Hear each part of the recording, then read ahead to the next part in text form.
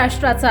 नमस्कार, मी सुद्धा संध्या लाईव्ह मध्ये आपल्या सगळ्यांचं स्वागत। मतमोजणी दरम्यान वापरल्या जाणाऱ्या मशीनला सील नव्हते असं म्हणत रुपाली पाटील यांनी पुण्यात निवडणूक आयोगावर विविध आरोप केले। रुपाली पाटील यांनी मतमोजणीवर बहिष्कार टाकलाय। एक लक्षात घ्या, प्रभाग 25 ची मतमोजणी सुरू झाली। आम्हाला 11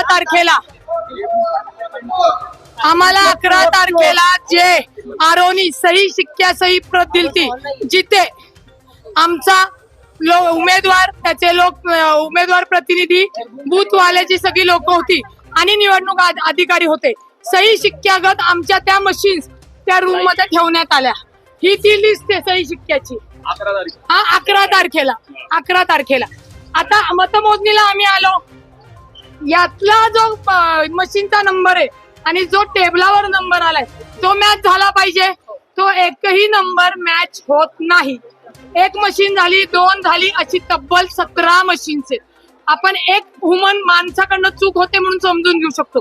17 मशीन कसे काय नंबर बदलले जातील? आणि मग आम्ही त्यांना तिथं सांगतोय, त्याच्यावर त्यांचं बेकायदेशीर उत्तरं चालली होती। मी तुम्हाला नंतर देतो, आमच्याकडे हे की आमच्याकडे बाय मिस्टेक झाली। निवडणूक आयोगाला कोणतीही चूक अपेक्षित नाही, हा त्यांचा निष्काळजीपणा आहे। त्याच्यामुळे ज्या मशीन आम्हाला दिल्या होत्या, आता त्यांचं म्हणणं ही प्रभाग 25 ची आहे आणि आतमध्ये चुकून वर प्रभाग 25 लिहिले आणि 27 ची आली। तेही आम्ही बघितलं। मुळामध्ये जर तुम्ही मशीन बदलल्या तर काही टेक्निकल आले असतील एरर, तुम्ही तातडीने उमेदवारांना बोलवायला पाहिजे होतं, त्यांच्या प्रतिनिधींना बोलवायला पाहिजे होतं। तसं न करता परस्पर मशीन्स बदलल्यात। परस्पर मशीन बदलण्याचा प्रश्न तुम्हाला अधिकार कुणी दिला? आणि हे आम्ही मागत असताना एकतर तुम्हाला मीडियाला हात आणून देत नाही, कॅमेरा हात आणून देत नाही, कारण का यांना आतलं कुठलीच प्रक्रिया बाहेर येऊ नये म्हणून या गोष्टी आहेत। त्याच्यानंतर आता 2-4 त्यांनी दाखवल्यानंतर आता ज्या मशीन सुरू केली पुन्हा, त्याचं सीलच नाहीये, उघड्या आहेत। म्हणजे ही कुठली पद्धत तुम्ही मागवता? प्रशासनाकडून तुम्हाला काय सांगण्यात आलं? काही उत्तर आलेलं नाहीये।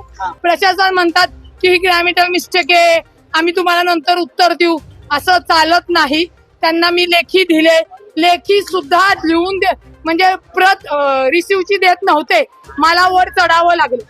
पण तुम्ही बहिष्कार टाकलाय का? हो, आम्ही बहिष्कार टाकलो। भाजप सोडून सगळे उमेदवार बाहेर आलेले।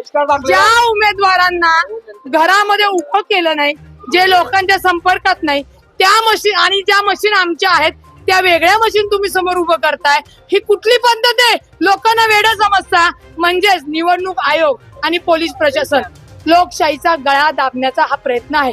आणि जर त्यांना अशाच पद्धतीने गळा दाबायचा आहे तर त्यांचा हा विजय त्यांना लखला। आम्ही भिकेत दिला। आम्ही डॉक्टर बाबासाहेब आंबेडकरांचे संविधान पाळणारे आहोत।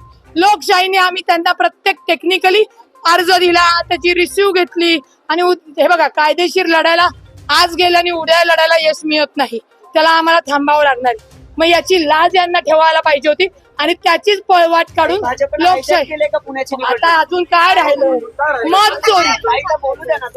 मत चोरी केलेली आहे, त्यांच्या पायाखालची वाळू सरकलेली आहे। लोकशाहीने त्यांना निवडणूक घ्यायची नाही, आणि त्याला साथ द्यायला भाजप सोबत राज्य निवडणूक आयोग म्हणजे निवडणूक अधिकारी आणि पोलीस प्रशासन मस्तपैकी छान बेकायदेशीर पद्धतीने प्रक्रिया झाली। पोलिसांचं काम काय? कायदा सुव्यवस्था प्रस्थापित करणे। तुम्ही लिगल गोष्टीला का थांबवताय? का कार्यकर्त्यांना दमदाटी करताय? कशासाठी? आणि आरोची अधिकाराची जी उत्तर आहेत ती पोलिसांनी नाही द्यायची। पोलीस वकील आहेत का? पोलिसांना अधिकार दिलेला आहे का? ती उत्तरं आरो म्हणजे निवडणूक अधिकारी देईल। यांना जमलं नाही तर कलेक्टरांना बोलवा, कलेक्टरांना नाही जमलं तर त्यांच्यावरती कोण असतील त्यांना बोलवा। एवढा जर तुम्हाला कायदा समजत नसेल तर कशाला निवडणूक घेता तुम्ही? कशाला IPS अधिकारी आणि पोलीस अधिकारी बनताय? लिटरली सांगते, लोकशाहीचा गळा दाबण्याचं काम आहे। आम्ही सगळेजण बाहेर पडलेलो आहोत।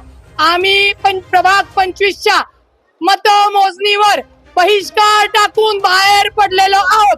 थोड्या वेळाने लोकशाहीचा गळा दाबलेला निकाल तुम्हाला मिळेल। त्यांनी त्यांचा गुलाल उधळावा, कारण का ते चोरटे भुरटे मतचोर आहेत, त्यांना त्यांचा विजय लक्षात। ताज्या आणि महत्त्वपूर्ण बातम्या पाहण्यासाठी आजच आमच्या संध्या लाईव्ह न्यूज चॅनलला YouTube वर सबस्क्राईब करा आणि बेल आयकॉन प्रेस करा।